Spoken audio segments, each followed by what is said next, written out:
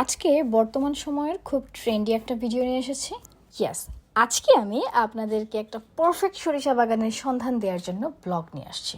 লোকেশনটা আমি একটু পরেই বলে দিচ্ছি, এর আগে বলে নেই এটা কিন্তু আমার বহুল প্রতীক্ষিত একটা ভিডিও।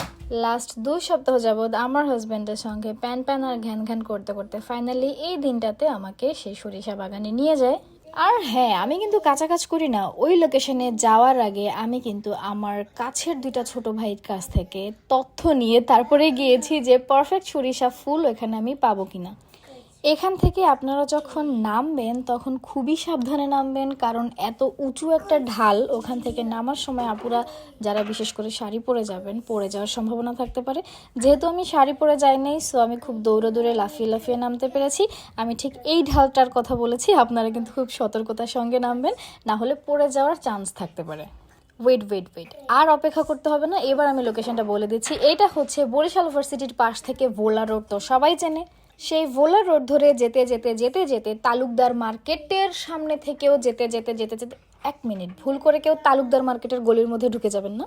একদম নাক বরাবর সোজা যেতে থাকবেন। তালুকদার মার্কেট থেকে আরও ঠিক 2 থেকে 3 মিনিট গাড়ি চালালেই আপনারা হাতের বাম পাশে এই লোকেশনটা পেয়ে যাবেন। এইখানে যে সরিষা ফুল আছে বা আমি পাবো সে সম্পর্কে তো আমার ধারণা আগেই ছিল, যেটা বললাম।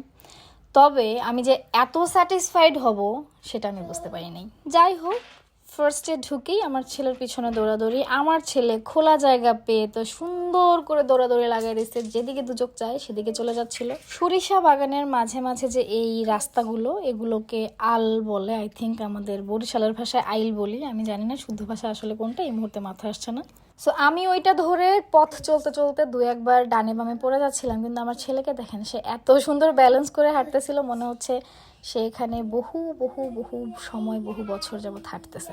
যাই হোক, আমি দেখে একদম ক্রেজি হয়ে গেছি। এত সুন্দর ফুল, এত সুন্দর, মানে ফুলের সাইজগুলো লম্বায় আমাদের যারা ছবি তুলতে যাবেন, অবশ্যই ওখানে যারা যাবেন ছবি তুলতে যাবেন, প্রত্যেকের জন্য পারফেক্ট সাইজ ছিল।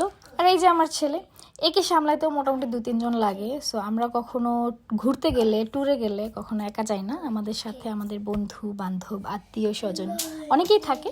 সো এই ছিল আমার স্নেহের 2টা ছোট ভাই।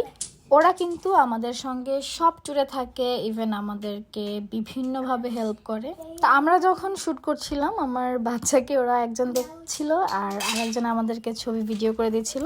1 ঘন্টা মতো থাকার পরে আমরা ওখান থেকে বের হয়ে যাচ্ছিলাম। মোটামুটি সরিষা ফুলে যত রকমের পোজ দিয়ে ছবি তোলা যায় সব কিছুই, মানে যতটা আমার জানা ছিল হয়ে গেছে।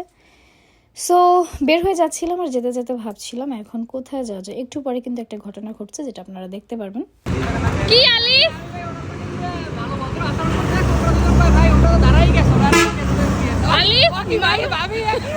আলিফ কয় টাকার মামলা খাইছো? 10,000 টাকার। স্টাইল করে হেলমেট না পরলে দেখছো কি হয়? এই ফার্স্ট না আমার হেলমেট না পরার কারণে এদেরকে একটু আগে পুলিশ আটকাইছিল, বাট যেহেতু আগেই বলেছে এরা অনেক ভদ্র আমার 2টা ছোট ভাই, সো পুলিশ ওদের ভদ্রতা দেখে ওদেরকে ছেড়ে দিছে। So yes, that's all for today, bye bye.